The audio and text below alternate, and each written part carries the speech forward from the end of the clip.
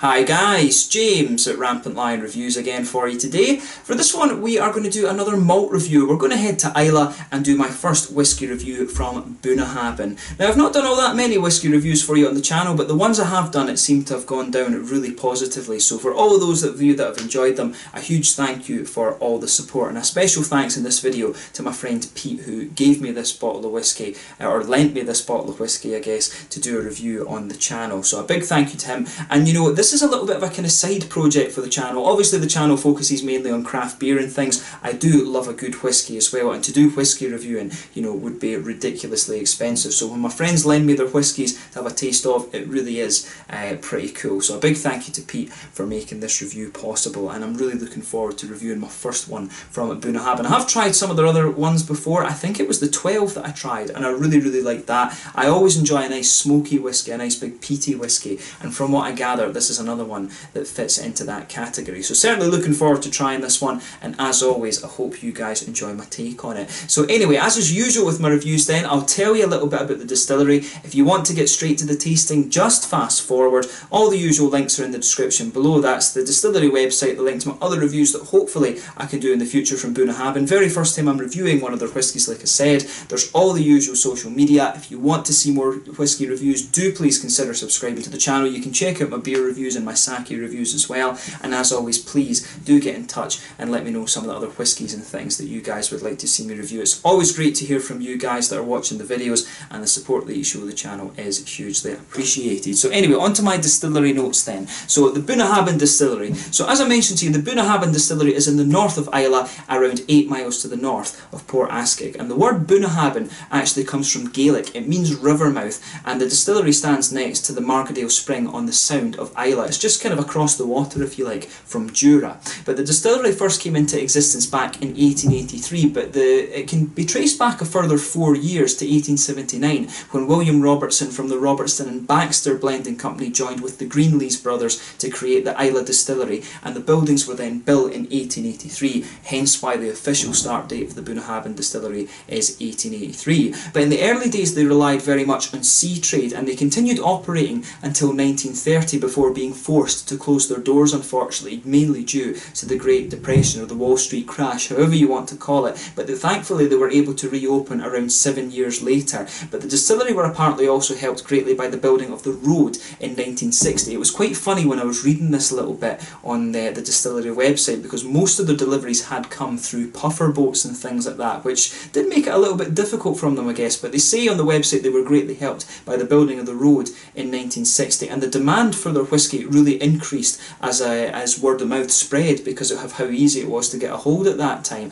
But they installed 2 new stills on the basis of this in 1963, and then in 1979 they introduced their 12-year-old single malt as one of their core range. So the last puffer boat docked at Bunnahabhain Distillery in 1993, and this marked over the end of a century of deliveries by sea for the distillery. In 2003 the company was purchased by Stewart Distilleries, and they rebranded all the packaging and things like that in 2006, and they also that year introduced the 18-year-old and 25-year-old variants to their core range. In 2010 they also returned their whiskies to being non-chill filtered with natural colour, so this means that all of their whiskies are at 46.3%. But in 2014 the Stewart merged with Distell, who are the current owners still of the distillery, and there were investments made in the different brandings and things like that, also in the distillery itself, and they also invested and improved the visitor centre that they have there too. So yeah, they're still owned by Distell, and they seem to be doing very well for themselves, and that's all you really need to know about the distillery for the moment. So if you want to read a little bit more, you can check out the distillery website, and you can check out the Wikipedia page and stuff like that, and of course there's various online journals and things like that when it comes to Scotch whisky. So yeah, you can check all of those out, but let's get on to the actual tasting of this one itself. So in the main core range for these guys, I think there's 4 different whiskies. There's one of them that has a Gaelic name that I can't remember, but they've got their 12, their 18 and their 25, and the one that I tried before was either the 12 or the 18. I think I'm pretty sure it would have been the 12 actually. You know, the 18 and the 25 will be ridiculous prices, so it probably was the 12 that I tried before. But I did hear that this one, the Moine, was one that had been distilled exclusively for the Swedish market, so I think this might be one that is only available commercially in Sweden, which is quite interesting. So I don't know about that. Let me know in the comments section below if that is the case. I did try to do a little bit of a Google and see if that was right, but do let me know if you guys are any the wiser to that one. So on the back here it says the Bunnahabhain Islay single malt whisky. This is the exception that proves the rule. The Bunnahabhain Distillery is world renowned for its gentle Islay malts. However, Moine is richly peated, complex whisky that's as distinct as our distillery is unique. And it says there, Andrew Brown, distillery manager. So founded in 1881 at the mouth of a river, or Bunnahabhain, we are the only distillery on Islay to draw pure water from a spring. Moine reflects on our 19th century origins when Bunnahabhain malts were strongly peated. Our distillery manager replicated the warm and smoky essence of these ancient liquids by distilling a single malt from peated malt barley. This liquid was then left to mature in specially selected casks in our bonded warehouses overlooking the sea. Nature plays a crucial role in the process, so we don't interfere by chill filtering Moine, which allows the natural colour to shine and the flavours to be savoured to the full. And it does have a little bit of tasting note on the back there as well, but we'll leave that for the moment. So it says here on the front, pronounced Moine. So this is a very distinctive and memorable single malt, powerfully and heavily peated with scents of smoke, sea salt, oak and pepper. So yeah, I should have been calling it Moine. I wasn't too far away, I have to admit, right enough with the name that I was pronouncing. But yeah, so without further ado then, let's get this guy out and we'll see how we get on with the tasting then. As I say, a huge thank you to Pete for lending me this whisky to have a look at on the channel. You can see, look at the nice top on this as well. There you can see, this is obviously an ode to the old puffer boat guys who used to deliver all the different things. But yeah, there you can see, lovely bottle as well.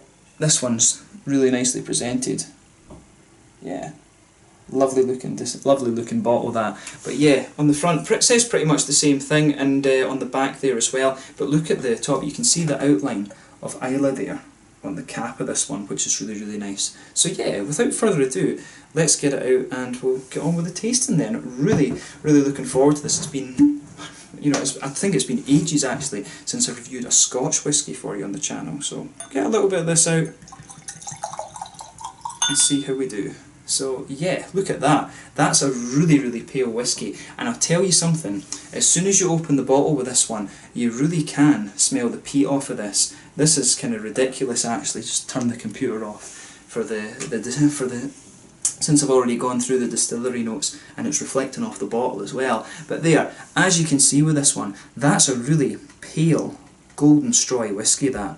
It looks really nice, but the peaty notes that you get off this are, you know, absolutely lovely. You know, if you've watched my beer reviews before, you'll know that I absolutely love big, peaty, smoky beers and things like that. And you know, when it comes to whiskies, it's no different for me. I absolutely love the big, smoky, peaty kind of whiskies there. So let's take a closer look at the aroma then and see how we get on with this one. There you can see, this of course is in my Malmö Ullin Whisky Festival glass there that I got about a year ago now. So let's take a closer look at the aroma with this one then and just see how we get on.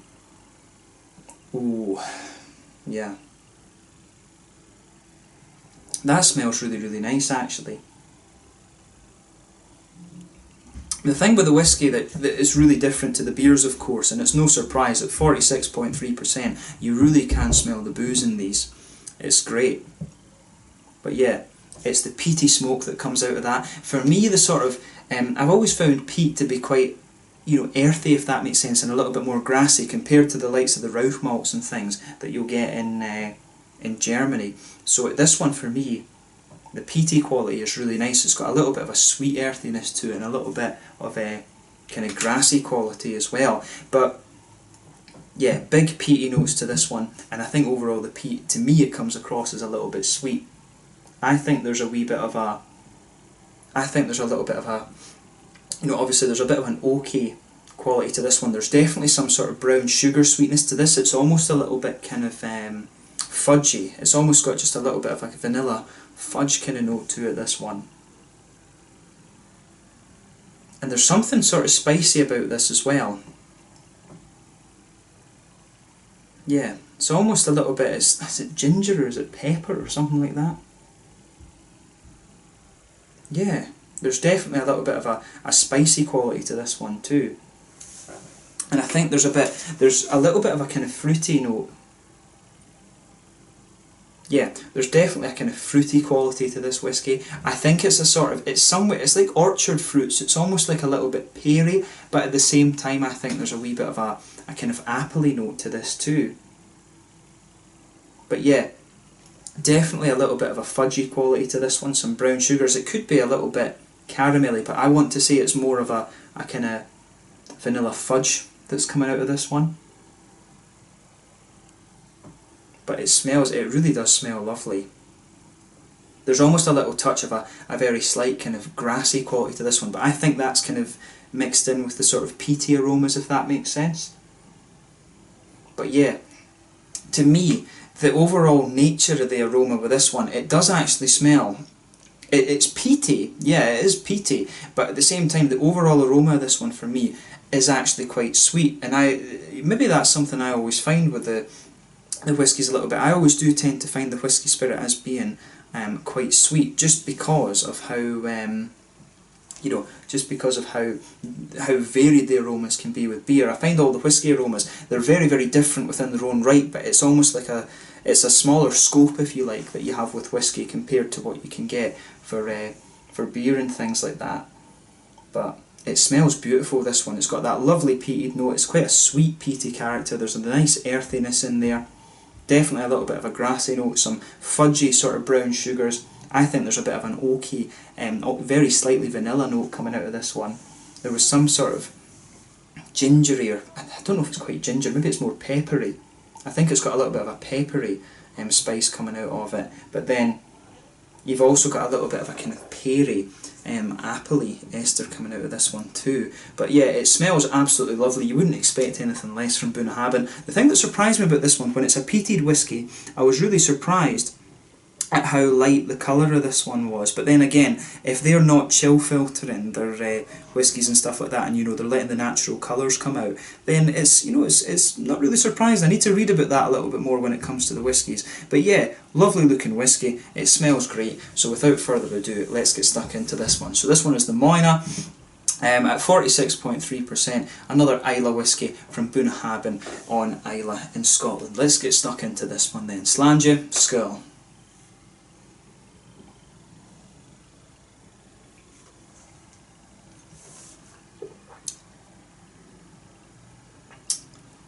Ooh. Yeah, that's nice. There's no, you know, it's absolutely beautiful, and it's one of these things. Whisky, I always find, takes a little bit more time to kind of open up than beer does, I think. But this is really nice. The impressions on the first sip.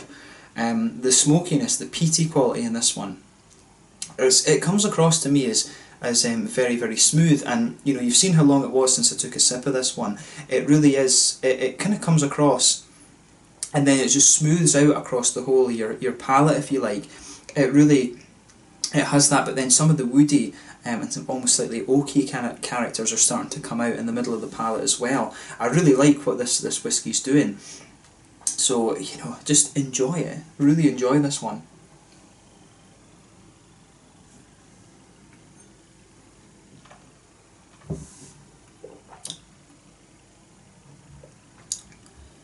Yeah. So yeah, this one, it's really interesting. I mean, when it comes to peated whiskies and things like that, you get some really strong ones. I don't think that, from what I can remember, the peated character that I've had from the likes of the Talisker Storm and things like that, from what I remember, it's a lot more strong and a lot more charred. The peaty character that you're getting out of this one is a lot more smooth and almost quite sweet, if that makes sense. It's lovely how everything kind of goes together in this one. All the flavours just come out really well. The peaty quality sort of infuses the whole of your palate. For me, it's the sort of woody, oaky flavours that balance the whole thing. The whole centre of my palate is coming out. It's that sort of nice, smooth, oaky kind of thing in there. And the woody infused notes are lovely. There's a little bit of that almost vanilla-y quality right in the middle of the palate. The fudge flavours that I was mentioning in the aroma, that brown sugary quality is really coming out in this one. but the peaty flavours are almost just infused into that. It's not overly prominent, if that makes sense, and that's nice. It's a different approach from compared to some of the other whiskies that I've had before.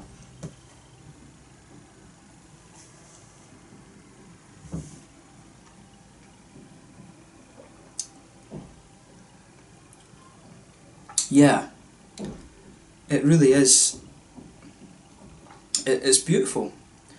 I mean, I knew, you know, I've had a couple of Bunnahabhains, and as I say, the 12 I thought was really nice, but the smoky quality from this one is lovely. It's just how it's infused a little bit, and maybe that's one of the main differences between the Islay and I guess the Sky whiskies and stuff like that as well.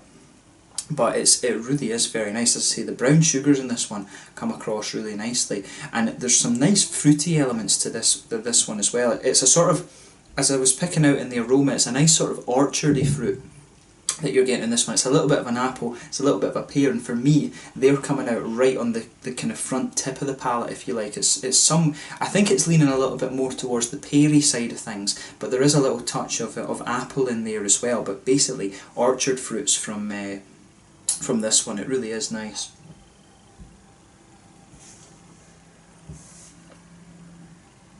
And I'm finding that as I'm drinking more and more of this one, it's becoming the sort of woody notes and things like that are coming out a little bit more, but I'm also getting some kind of spicy lingering to it. If you go to the back sides of your palate, the back corners almost, there is an element of a kind of spicy note in there. I think it's quite peppery. Actually, I think it's more. I think I was picking up a little bit of a gingery note in the aroma with this one, but for me, it's more a kind of peppery thing in the back corners of the palate that's coming out with this one.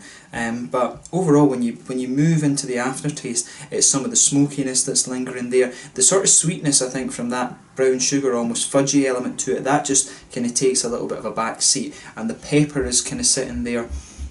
And it's the kind of fruity notes that are there and some of that smokiness. I think the sort of peary esters are lingering into the aftertaste as well a little bit. It's just really interesting to see how everything goes together with this one. It's a lovely whiskey. It really, really is. It's a lovely malt, this one. So I would recommend that you try this one. It's a lot more subtle, I think, than some of the other peaty whiskies that I've had before. But again, it's nice. I mean, pretty much these distilleries in Scotland, I don't think you're going to find a bad whiskey from any of them. It's all more about how you like your whiskey personally. I've never really understood the kind of snobbery and things when it comes to whiskey, because whiskey and beer and sake and everything like that, for me, it's all subjective, and it's all about what you personally enjoy. And I like this one. I'm still sort of finding my feet when it comes to whiskey, if you like, but compared to beer, of course. But for me, this one's nice, and I like the sort of subtlety to it. Whiskey, of course, is a completely different ball game from the beers. I mean, I've reviewed 1,400 beers or something like that, but not that many whiskies.